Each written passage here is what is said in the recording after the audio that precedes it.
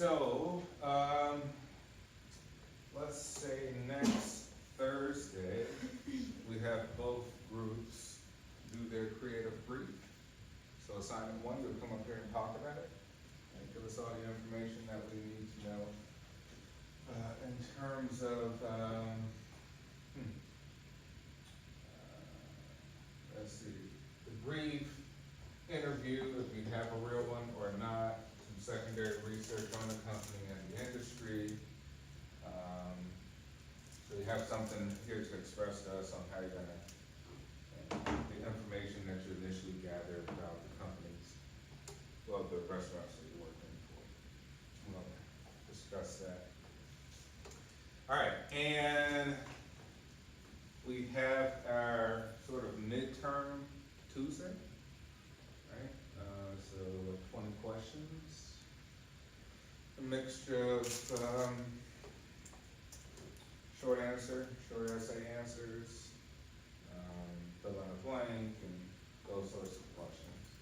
I figure we take our midterm at home. How's that sound? Okay. So I'll put the announcement up on Blackboard. So we'll take it up at home. It'll be open up at 9:30, close at 10:45. Right? And so if you have 20 questions, get them all in by then, and you should be good. Unless someone wants to come to classes, then raise your hand. Okay, we got one person. All right, so that will be the midterm. All right, moving along. We are at media strategy, planning, right? Disseminating the message. I think last chapter we talked about, or previous chapter we talked about buying, right? We say, hey, what are some of the mechanisms we could go about buying ads, buying space for an ad, right? Buying any sort of impression that we want to put out there for our audience to know, right? So we say, hey, there's things like traditional media, right? And then there's things, now we live in the digital age, right? Maybe you can include AI into that. We said before we have things like television, right? Broadcast. We have things like magazines, print, right? Magazines and newspapers, considered print.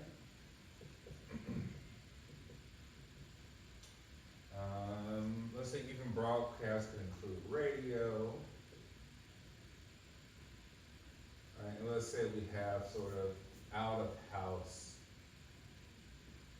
ads. Right. In digital, we can say, hey, we have all sorts of things. We have search, right, such as Google, Yahoo, Bing.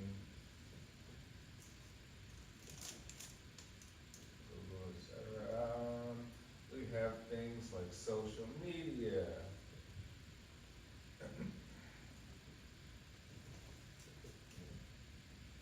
We have TikTok, Instagram, Facebook, etc. And we have all sorts of things in digital. We could kind of go all the way around that. I would say, hey, traditionally it started with obviously print and broadcast. And so if you are a marketer, right, or you work for a company, you're the chief marketing officer or something of that sort, and you want to buy space to reach the largest audience for a particular product, you say, well, what will be the most viewed sort of television program throughout a year? What's the most viewed television program in the entire year? Happens once a year. Super Bowl. There you go. All right, so you say, hey, Super Bowl, right? Great.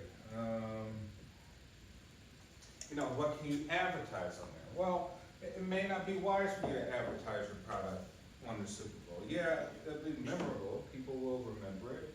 That doesn't necessarily mean that people are even interested in that market. So we say maybe Super Bowl is good for general products, snacks, Frito-Lay, right, Doritos, maybe even Coca-Cola, maybe even insurance, things that every single market will have an interest in, right?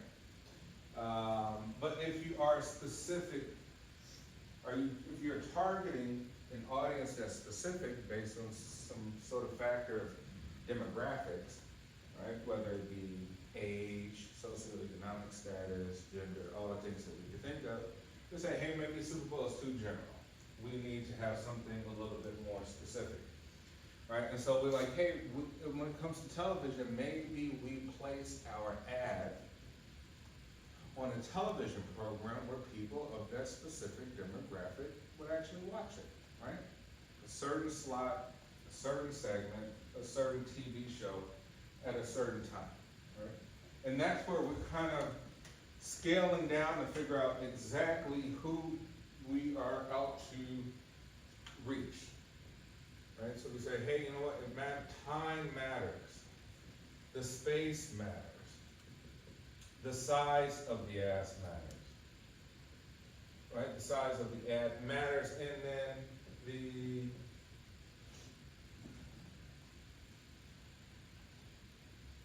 time, space, size, and maybe even the creative aspect of it, right? Even with television, we say, well, who's watching television from 1 a.m. to 5 a.m.?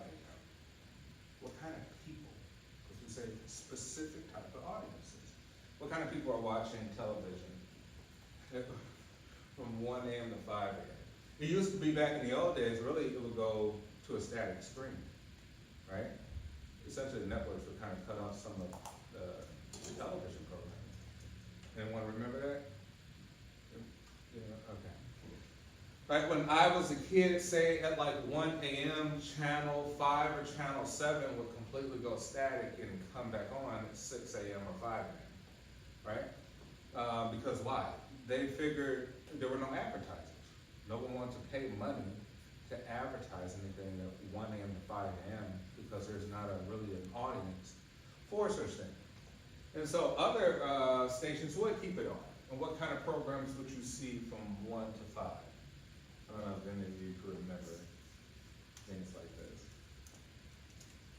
Right, you see kind of home shopping networks now, right? Buy these knives, buy these ninja swords, like random, impulsive, useless items, right?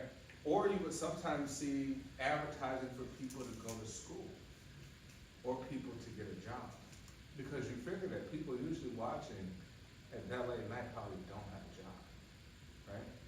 You maybe watch reruns of trash TV, kind of the Jerry Springers, the Maury Povich, things like that, right? Because you figure those people who would watch at that time probably don't have jobs. And so you would maybe you would advertise, if you were a college, say I'm gonna advertise the cheap space, right?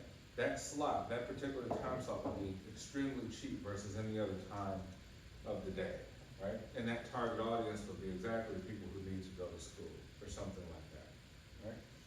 So we're trying to figure out exactly tailor-made, how do you place ads in any medium, whether it be traditional, whether it be magazine, magazines, radio, TV, out of houses, we said, bus stations, inside the bus, billboards, things of that nature. How do you place the ads and have the greatest turnover, the conversion, to get people to actually buy the product? Now, it's one thing just placing an ad just for a general audience, for everybody, the entire world to see. But we would say that it's probably pretty costly, and it's probably pretty irrelevant and useless, right? It's not efficient. Well, here what we're trying to do is figure out how can we be extremely efficient to say, if I'm going to spend money as part of my budget, how do I target specifically only the 18 to 35-year-olds for hoodie sweatshirts or something, right?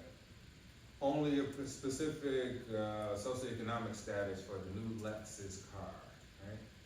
Something of the sort. As opposed to say, here's just a ton of money, throw it away, let's see what happens, let's see how many people buy the car or buy the hoodie. That wouldn't necessarily be efficient. And so that's where we kind of are now when we're thinking about planning. We need to plan. You know, there's a lot of ways, you know, we get a lot of good information. So with TV, we get things like shares and ratings. A lot of ways we could get info. Right? And say, like TV shares versus ratings a little bit different. Shares would be, hey, the number of actual televisions that are turned on right now, watching this show, right? The percentage of those people who have TVs turned on during the Super Bowl, right? You could say who could possibly be watched, who's tuning into that specific network, right? Obviously, they could receive this information to say who is actually contacting radio signals to the network, right? We're like, great. Well, if that has your demographic, then go for it. It may be what you need. Ratings are a little bit different. Anyone know how TV ratings work? Like Nielsen and things like that?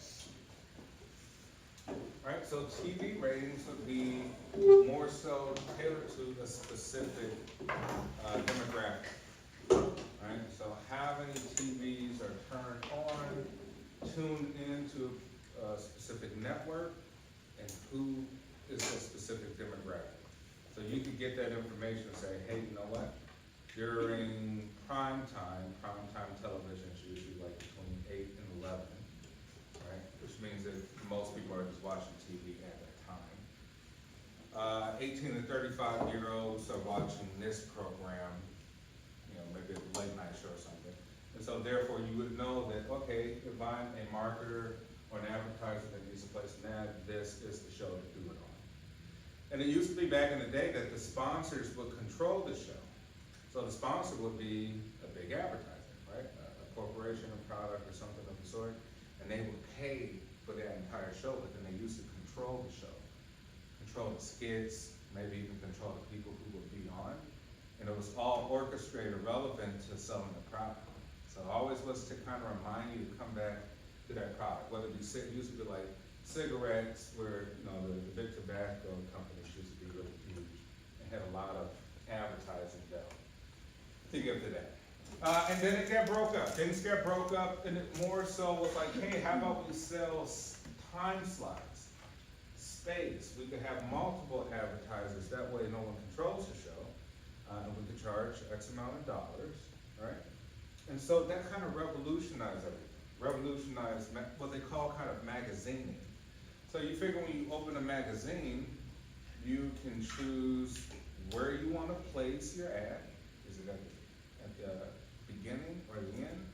How big the actual space of your ad would be, right? Is it very horizontal? Is it more of a square? Is it more vertical? Are you in the middle? Are you at the bottom, right? All of this matters. Because you're like, well, how do people read? Well, people generally read from left to right, right? So maybe you want to place it on the right-hand side. Because you're like, you know what? The eye will gradually move over to the right. And maybe that might be a smart way, right? And maybe so the left-hand side of magazines would be more cheaper than the right-hand side. All right, so all these little kind of details of trying to understand how it all works in order to gain the most viewership. So we say exposure is not enough. Things have to be strategic. So what? You bought an ad on Instagram. It runs for 2 days. That's not enough, right? People see it, yeah, they're interested, and they have gotten the views, but then you see, did you actually sell anything extra? Like, no, we didn't. Right, but what was the failure in that planning? How did that plan fail? You say, well, you know what? You have to remind people. Yeah, you can see it for the first time, but that's not how the human mind works. It needs to be reinvigorated or re-stimulated before you make a purchase, right? Unless it's something specific people really want. like a pair of Nike shoes that just came out or something, you already know you want it. But for everyone else, you're like, hey, okay, give them awareness, now they saw it. It's in their mind, they remember it for a few seconds, or maybe just for a few hours. Now you have to plan, when does the next ad come out? How do we space out the ad? How long do we want to run that campaign for, the ad for? Is it worth it? Is this platform catered to whoever it is we're targeting? We're not trying to target people in their 60s and 70s, right? There may be a lot of people in their 60s and 70s on a particular platform, or a particular magazine, or anything like that.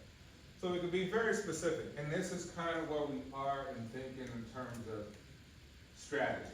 We're looking at the metrics now, the impressions, right? How many people are going to see it? Maybe we're talking about sort of out-of-house marketing. We say a billboard. How successful is a billboard? How can we even measure that? How do we know the conversion rate, right? People who saw an ad and actually went and bought our stuff. Or people who saw the ad up on the billboard and actually went to the website to check out more information about it, right? We say, hey, we get estimates. There's no perfect sort of metric for it, right? We get estimates based on traffic patterns and things like that, and we could probably use all sorts of government data, secondary information for that.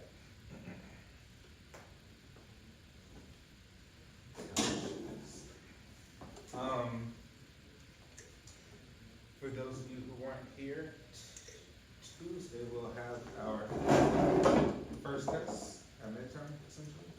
We're gonna take it from home. So it'll open up at 9:30, close at 10:45. 1 questions, covering chapters 1 through 9. Sounds good? Okay, so no class on Tuesday. And then Thursday, we will have creative briefs from the marketing assignment 1. We'll be coming up here talking about it. Okay.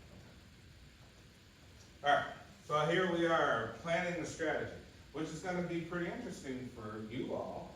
You know, where are you gonna place your ads? If you're gonna have one, you should have one. You should have some sort of campaign going on for Sergio's and Johnny's, right? What's the best approach? Is it social media stuff? Is it Google search? Is it neighborhood magazine? A restaurant magazine? If so, where are you gonna place it in the magazine? How big is the ad gonna be? Right? Oh, if you wanna place it inside of the bus or the train, where? The little banner strips on the side. You're gonna do it on the ceiling, right? You're gonna do it at the bus stop, sort of the little roller to the billboard. Right? These are things to consider, and I want you to get this specific. Figure out, but it has to make sense. How do your specific demographics will be able to convert, send those ads into real purchases? All right, so what do we learn in this chapter? Hey, we're going to define what media planning is and indicate why it's important in advertising in IMC. Explain the role of media in the marketing framework. Describe how planners define media objectives. Discuss how reach, frequency, and continuity are optimized in media planning. Outline how media planners create a media strategy. List the tactics that can be used to implement a media strategy, and explain how computer technologies change media planning. Maybe even towards the end, we could kind of discuss how AI will sort of transform all of this, especially when it comes to digital marketing, how that's going to change. All right, so the challenge, media planner job just as critical as creative director, right? So we say, hey, a media planner is just that. You are planning to sort of place whatever medium you're going to use, social media, search, right, Google, things like that, print, broadcast. You are planning all of that, which means you are working with buyers to purchase it. You're trying to figure out how long is this ad going to run, how long is it going to cost, right? All of the other things. And And maybe the creative director might be a little different, because the creative director would be more in charge of what? Creative director versus leader. Like the creative director's in charge of the ad. Like, what does it look like? Right, we look outside the little banners, but the university, and we say, oh, the university, whoever's the creative director of that decided to put students. Like, oh, you know, let's put students on all the banners, right? Let's have different students posing. We saw those individuals walking around asking, like, hey, would you want to be in an ad for the school, right? They weren't picking everybody. They were picking specific looking people, right?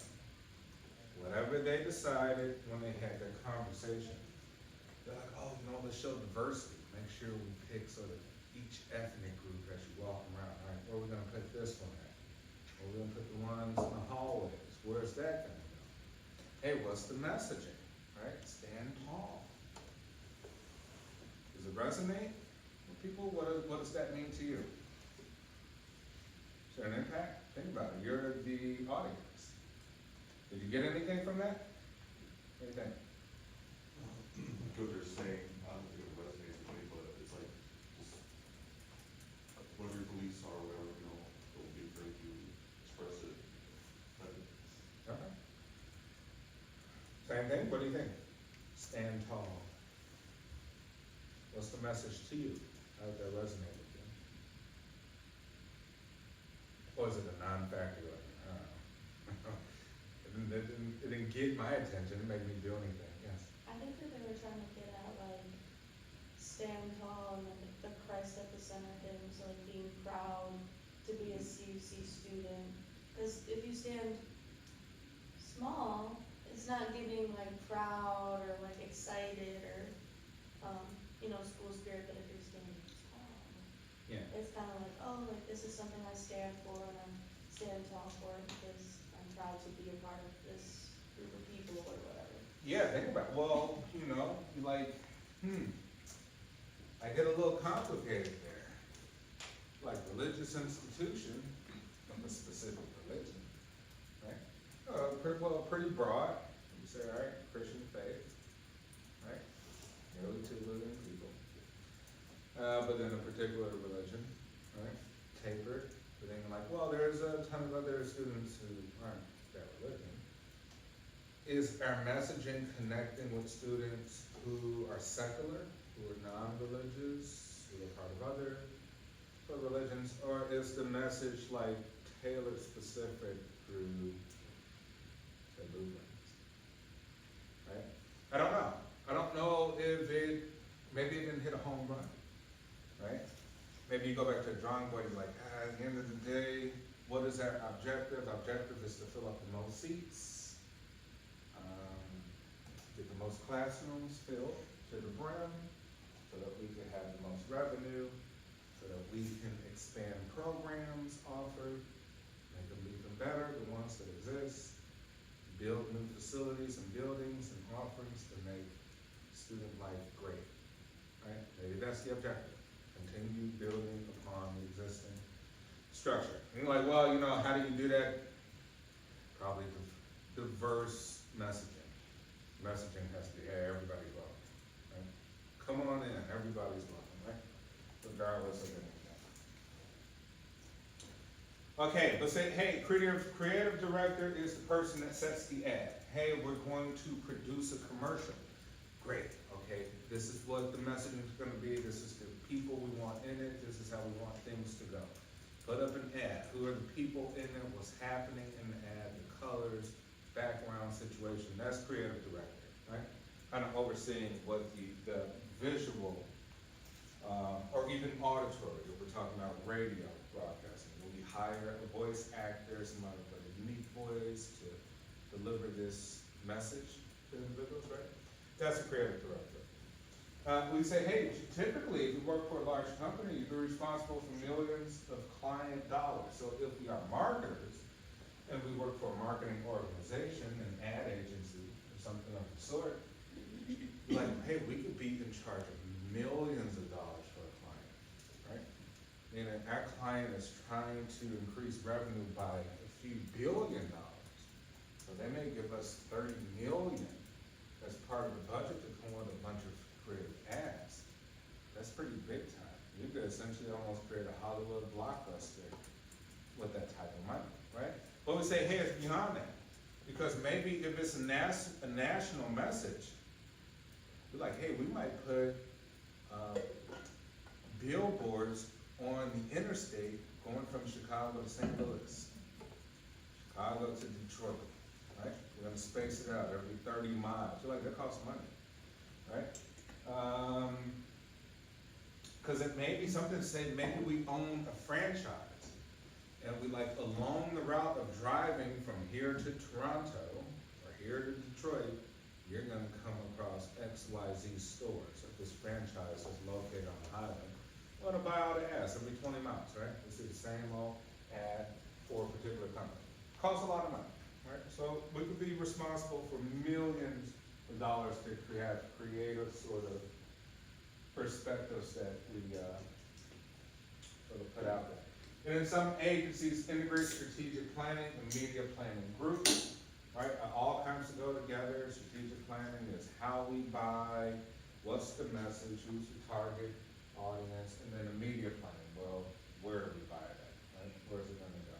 And how long is this gonna run for? Media decisions become more critical, clients more demanding, right? This is a challenge. Things are always changing in the digital space, right? Things are always, viewership is always changing, demographics are constantly shifting. We live in a very sort of connected world. And so things become more critical, right? Clients can become more demanding on what they want you to do with the budget that they've given you. Increasing media options increase audience fragmentation, which is another challenge. Right? You say, hey, there's so many different platforms, so many apps. Like, how do we decide which apps to advertise on, right? We know apps are really good to advertise on, right? In-purchase sort of things. Hey, if you purchase this, you can get rid of the ad-free, right? Maybe that's even a thing. But besides that, like, well, we're gonna run a ton of ads. And marketers are placing ads on this app. They're buying the space. But there's so many, so it's making it more difficult to reach a big audience today. Everything's fragmented. Everybody has specific apps that they use for their particular taste. Many consumers overwhelmed by a number of media choices. We say, well, there's just too many now, it's hard to really figure out which ones to place on. Internet created many new media options, and non-traditional media has also expanded the choices. Right, newspapers are kind of going away, right? When's the last time you read a newspaper?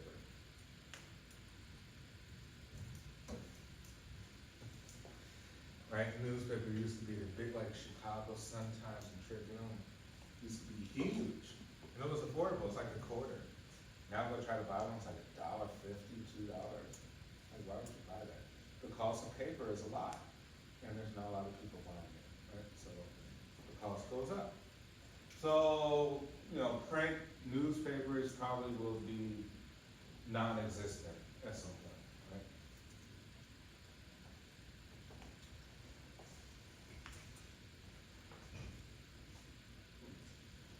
right? Percent of ad dollars allocated across media categories in the U.S., right? We're saying sort of all of the ad dollars out there in the United States spent.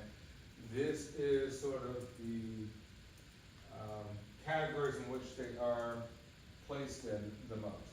So we would say most ad dollars are spent between, this is 2016 and that's 2021. So in 2016, we say TV and digital were really head to head, right? Right, neck to neck, really. 36%, 36.7%,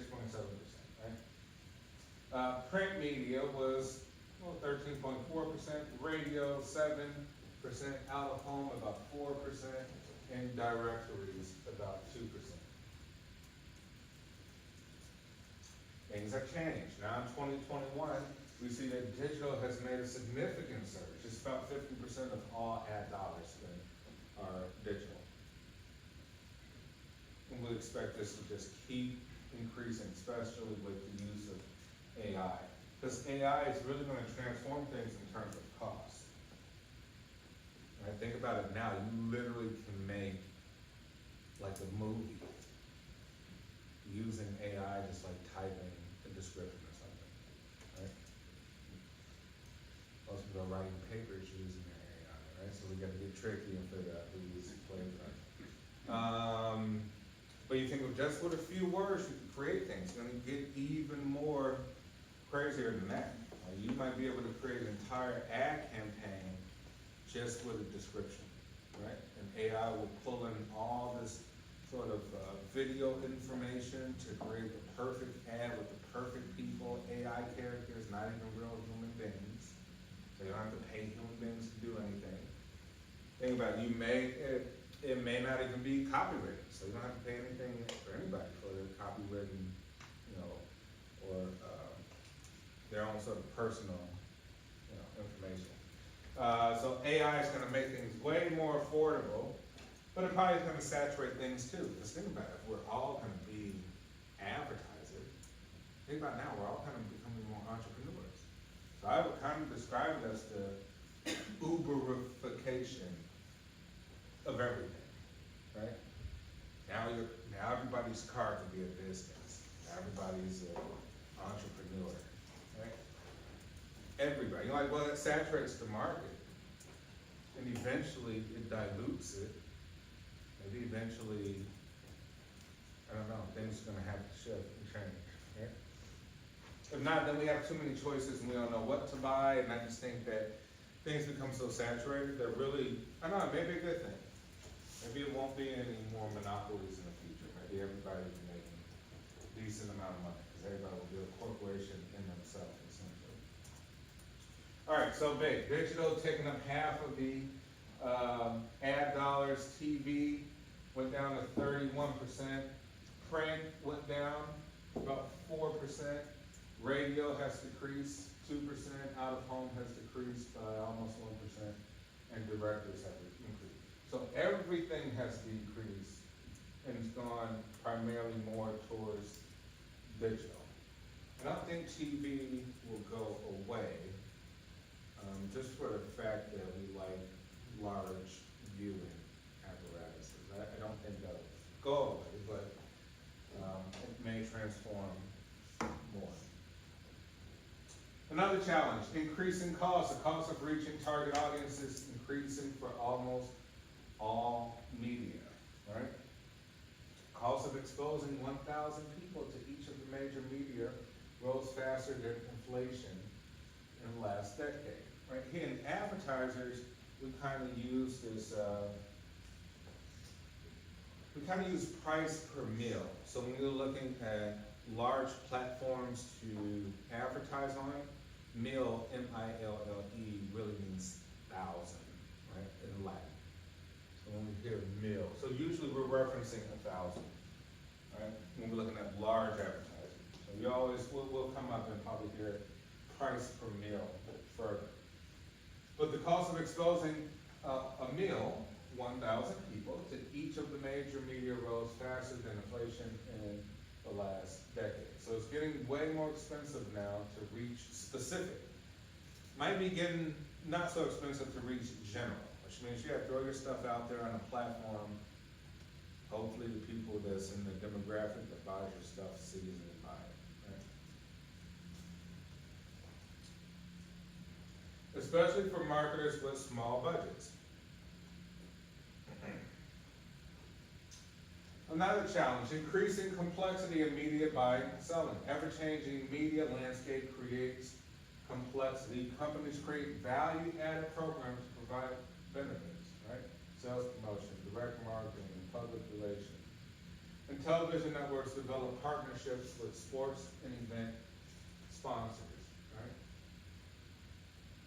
right? So we say, hey, now, you know what? we have to engage in these third parties in order to get the message across to specific audiences. We have to sort of partner up with sporting events and sponsors, event sponsors, and we have to get more sort of social media influencers, right? We have to get individuals, certain celebrities, to sort of get our message out, because then we know exactly what type of people watch, what type of people are influenced by a specific person. That's kind of more tailored, right? Getting individuals who know exactly who's a great influencer on, say, TikToks of the world and YouTube now.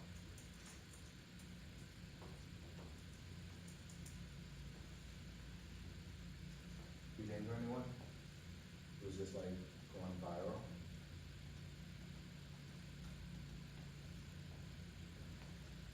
And are they being linked with products?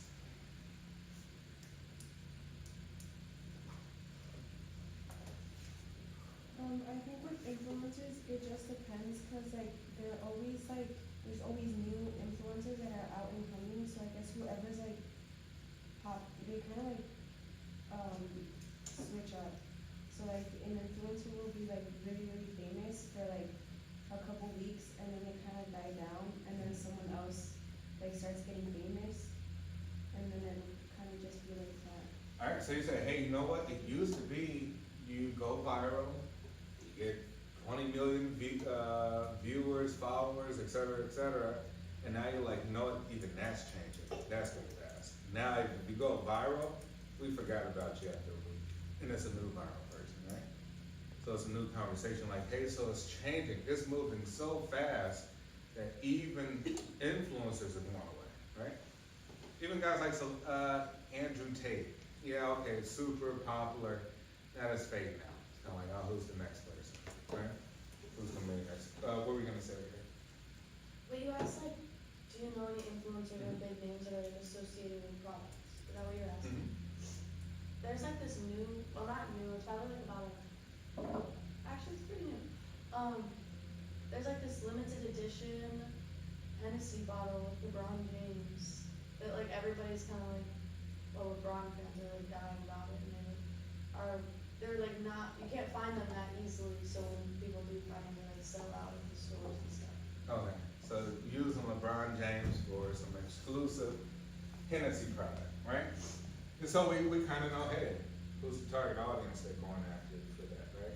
Those who are over 21 that could drink, that watch sports, and who are fans of LeBron James, right? That's not hard.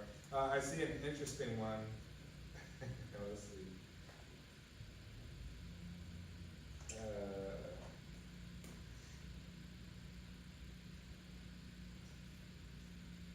Anybody, familiar with Shannon Sharp? Yeah.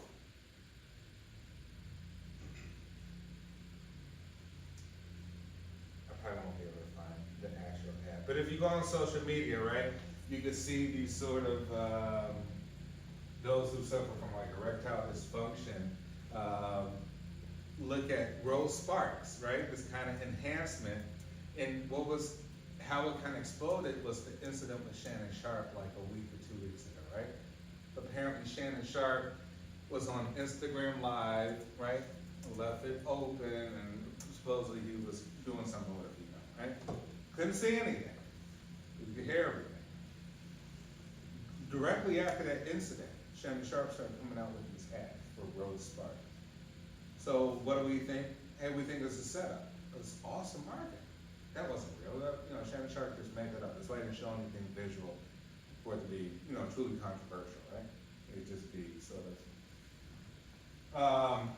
But they hooked onto that. So now maybe the thing is to hook onto controversy, to expose, to get the greatest exposure out there, right? Even if it's negative, even if it's very salacious.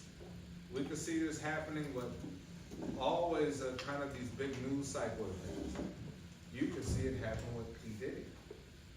So there's a lot of pop-up news channels on YouTube that just do nothing but cover P. Diddy news. And it gains so many followers. And then the advertisers say, let's play some on there. It could be something like hip-hop. It It could be something with hip hop clothing. It could be something relevant to P. Diddy, right? And you say, well, that's maybe part of what's going on too. Taking controversy and converting it into exposure for our products. It even gets that sort of tricky, right? And the thing is, you probably will see a lot of people creating self-controversy on purpose in order to gain that sort of ad exposure, right? Have companies approaching that sort of attached to that controversy, right? Because they know that a lot of people will be interested in it. Value-added content. Value-added packages are exemplified nicely in Wayfair. Anyone shop on Wayfair? Have shop on Wayfair? Really nice furniture.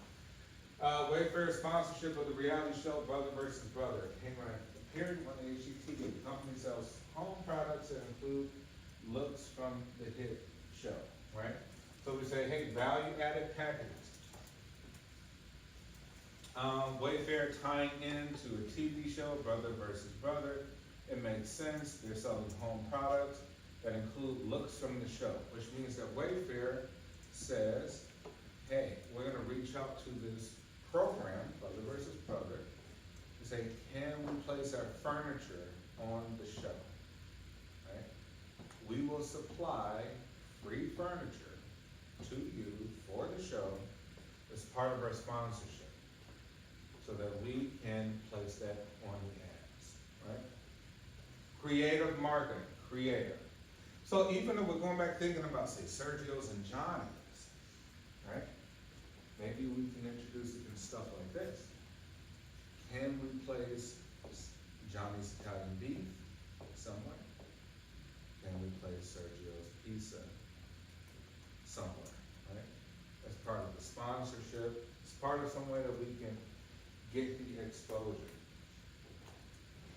Obviously, we saw some schools located over there, probably easier to, I don't think you could do that in CPS, the Chicago Public School Systems. They already kind of got their food services tied in. You probably could do it at like Northeastern or North Park University. Maybe like a kiosk or something. But public schools usually very rigid in terms of that type of thing. Branding with programming. TV advertisers sometimes find it better to weave their brands right into the shows rather than run traditional commercials. Popular television shows like America's Got Talent and Modern Family offer advertisers unique opportunities to draw attention to their brand. All right, so think of how creative this has gotten. Like, well, you know what? They sit at this sort of desk platform as they judge the competition. Why don't we constantly have ads running here, right? Just rolling different ads. We see this where else? These type of ads. Where else? What other venues?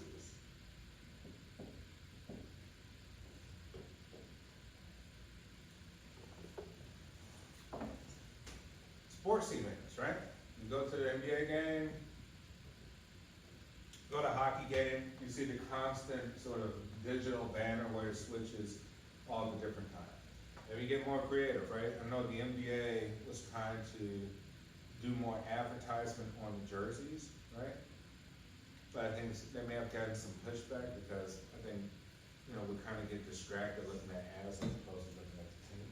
So I think they're trying to work out that sort of challenge there, right? Still remaining traditional, but moving forward into the future. Increasing competition, right? Independent media buying services in the early 1990s.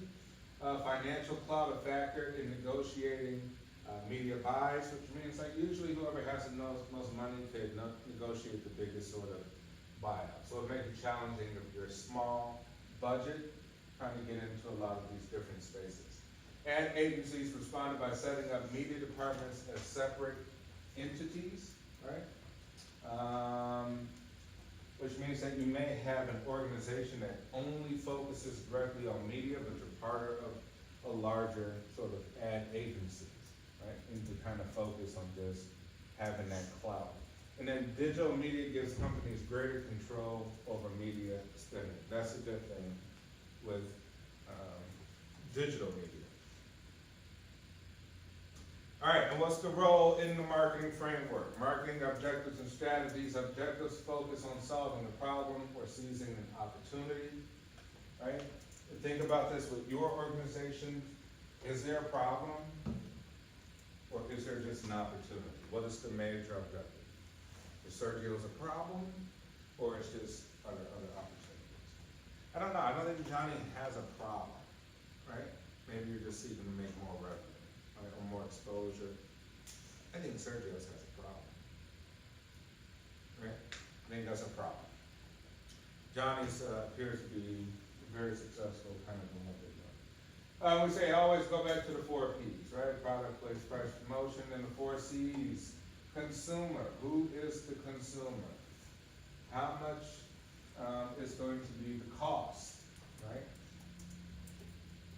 What's the conveyance and what's the communication? Right, so we're focusing maybe on the consumer, like, well, who is the target audience? Not everybody. Remember that. We're not targeting everybody. We're only targeting the people that matter, right? Targeting the people that matter. Either people who have the potential to buy it, people who used to buy our product, people who fit our demographic, who's most likely to purchase. And what is going to be the cost of the media? Are we using Facebook, Instagram, right? What does that cost to buy some sort of Facebook ad to expose to people 18 to 35 for 3 months in this zip code? So maybe you say, hey, I buy by zip code. I'm gonna buy 60610, which is down Gold Coast, downtown or something, right? And I want it to be targeted only to everybody that's on Facebook in that zip code who are 18 to 35. I want my ad to go out to those people, right? How much will that cost me to do that for 3 months? Right, the convenience factor, right? How convenient is it for people to see it, right? How sort of out there is it? Is it hard to see? Is it subliminal? Is it located with a bunch of other ads and you gotta focus in order to see it, right? And then the actual communication, the messaging, the creative part, right? Maybe we said stand tall, hey, that's great, you know, like, I think that's what they were saying, right? Another ad, she's like, we don't have to think. They said what they said, right? So sometimes like, get straight to the point might be a little bit more effective, especially if it's just a banner, because you only got a few seconds to get the message out, right? You don't want it to be an abstract sort of thing where you gotta figure out what to do.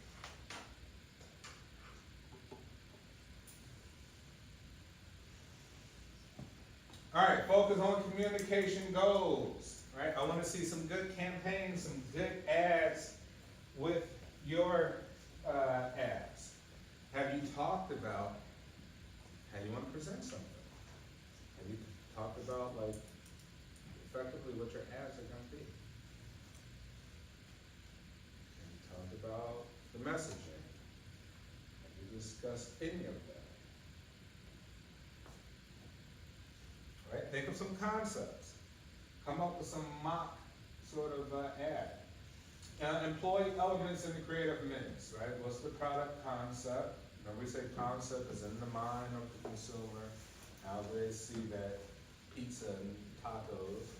How do we see Johnny's beef? Talking Johnny's beef, I don't know. Go look at McDonald's ads for their new product.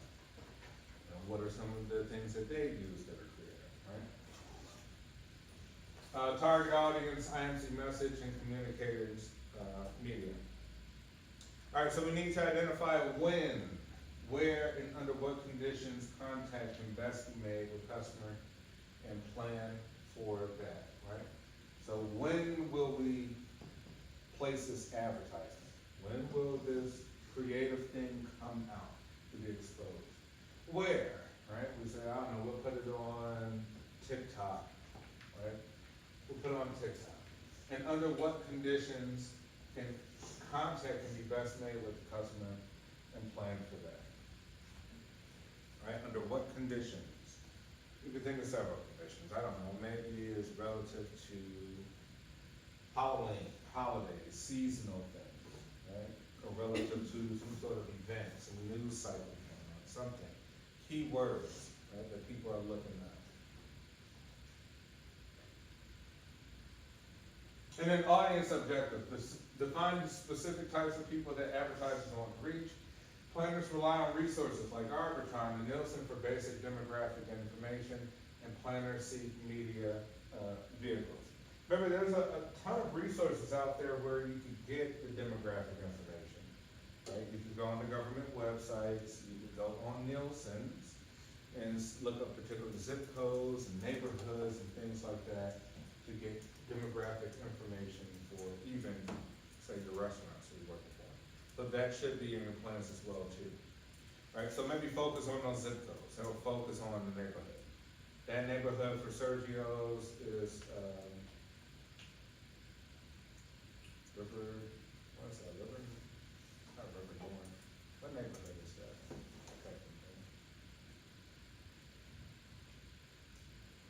I'm not sure. And obviously Jarvis is Elmwood Park, Illinois, right? And define where, when, and how often advertising should appear, right? How often, the frequency. So you say, hey, you know what, we're gonna run an ad for 3 months. How often will it appear? We want it to be shown every Tuesday from such and such time. Why that time? That's usually like break time, lunchtime, where people are on their phones. You're like, hey, run it heavily from 11 a.m. to 2 p.m. because people are sitting, eating their sandwich, and they're on Facebook and Instagram all day, catching up with all the reels, things like that. You're like, okay, cool, let's do it then. When? You're like, that's a great strategy. That way we won't have to waste a ton of money trying to run it all day. Right, and how often the advertising should appear. A media planner must understand the message weight, right? The reach, the frequency, the continuity, right? When thinking of the weight of the message, we're thinking of, hey, how involved is that message, right? Like, how much stuff is in the message? Maybe you get too much. Maybe simplify. Right? Very simple message. Right? How many people can it reach? Maybe we say, oh, it could reach 30,000, has the potential to reach 30,000 people based on a zip code or a neighborhood or a town or a suburb. Right? The frequency, right? How often do we want people to see it based on that reach? And continuity. How long are we going to keep going with this message for?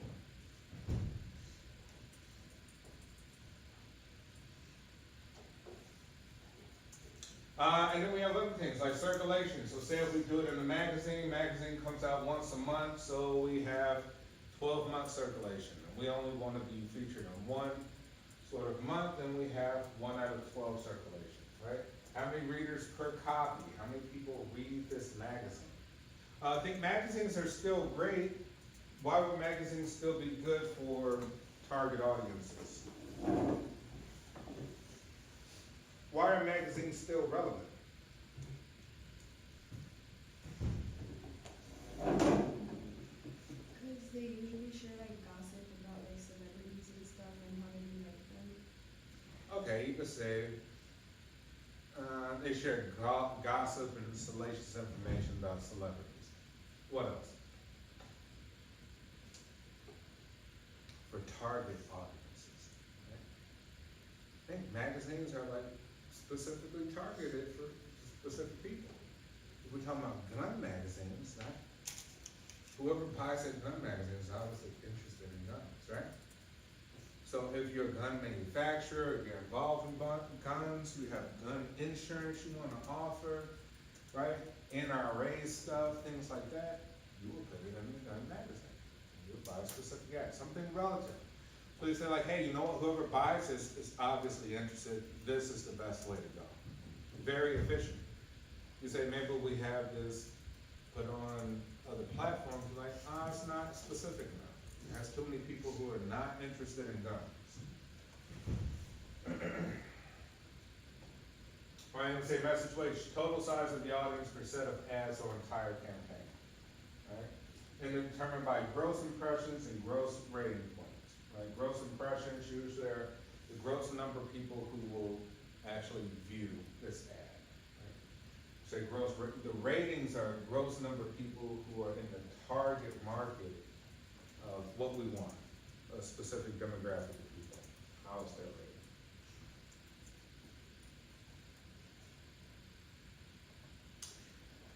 Here's some examples, right? So we have media vehicle, TV, Channel 6 News. So we say we have a target audience of 140,000 people, right? Here we're saying assuming the entire market size of 1 million people, right? So entire market size of 1 million, target audience of 140,000.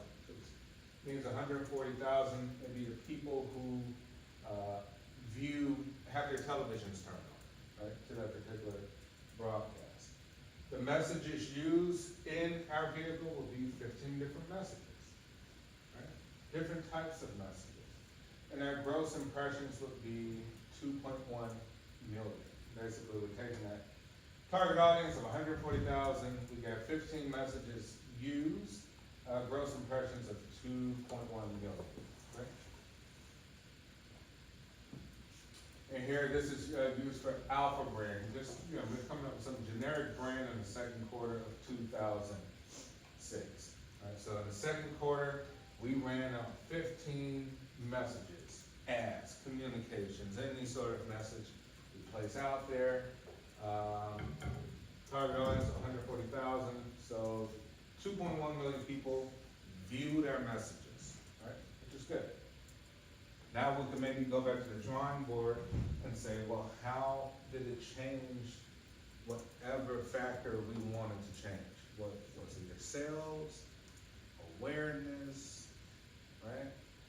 Anything that we choose. We're like, well, I want it relative to sales. What, did it increase the sales in the second quarter of 2006? We're like, yeah, actually when we ran this ad, sales increased in the second quarter of 2006 by 15%.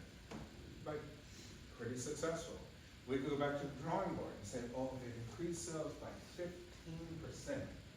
Based on these metrics right here, how can we increase sales by 20%? Maybe we have more messages. Sales didn't increase, right? Nothing changed. Clearly this is not working. That's a lot of money being wasted, 15 messages. Maybe decrease it. Maybe sales increased by 2%. Like, 2% for 15 messages, that's not good. Let's just keep it at 5. And maybe we'll be happy with 1%, and we'll go and try to find another different type of media vehicle instead of Channel 6 News. Daily newspaper, right? Market size of 1 million people. Let's say it's a town of 1 million. So a daily newspaper, target audience of 250,000, means 250,000 people buy the newspaper in this city, that hypothetical city we're talking about. The messages used in the quarter was 7, right? So we bought space 7 times in that quarter. You know that 250,000 people buy this newspaper in the quarter. So the gross impressions, we have a maximum exposure of 1.75 million impressions. All right, so these are things that we got actually calculated. So going back to Johnny, so you're like, hey, I think Johnny should do a billboard, just a small one, saying 3 blocks west. Put the billboard at North and Harlem, right there by Walgreens, or that empty space where Sears used to be that they're doing the construction, right? Reach out to them, see how much they'll allow us to put an ad there, have a big arrow, say Johnny's Beef, just 3 blocks west, greatest beef in the entire city, blah, blah, blah, blah, blah, right? And you say, well, how much of an exposure does that have? Well, we could get that data, right? We could get that from the city, right? The Department of whatever, traffic management. They're like, hey, over here, last quarter, 3 million vehicles cross this intersection at North and Powell, right? So you say, hey, you have a target audience of 3 million, right? You just maybe have the one message used, and you say, okay, gross impressions 3 million, right? Then you only have one message, and it's running that same billboard, sort of forever for the quarter. And then Johnny can say, hey, did it work? We will compare it from quarter to quarter. From this quarter versus after it's over, after the ad is over, after the quarter is over, what happened to sales? Like, man, we increased by 30%. It's crazy, it was out the door, it worked, great. So now we know that that worked, what else could we try? Spot radio, right? Out of 1 million people, 10,000 people tune in to this particular radio station. Let's say messages used 55. You know, it's pretty cheap, so you can put in as many messages as you want. So we put up 55 messages, gross impressions, 550,000. Right? Total gross impressions, 4.4 million. So you say, hey, this is not a bad mix. We placed 15 messages on TV, 7 messages in newspaper, 55 in radio. Total gross impressions, people who are going to view our messages, 4.4 million. Right, that's not bad. 4.4 million people are at least aware of it. Maybe we can start to see how that converts into sales. Now we know how effective these messages can be.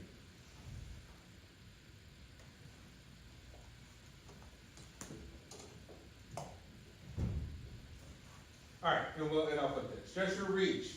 Total number of unique people or households exposed at least once to a medium during a given period of time, usually 4 weeks, and accumulated by using same media vehicle continuously or by combining 2 or more media vehicles like we saw in the beginning. Frequency, the intensity of a media schedule based on repeated exposures, so we know how many times we want to repeat the same message.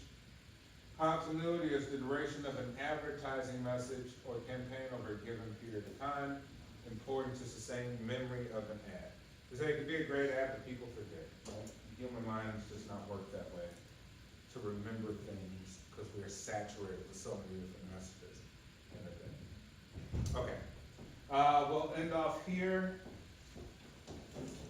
and we will have our midterm essentially Tuesday, so no class.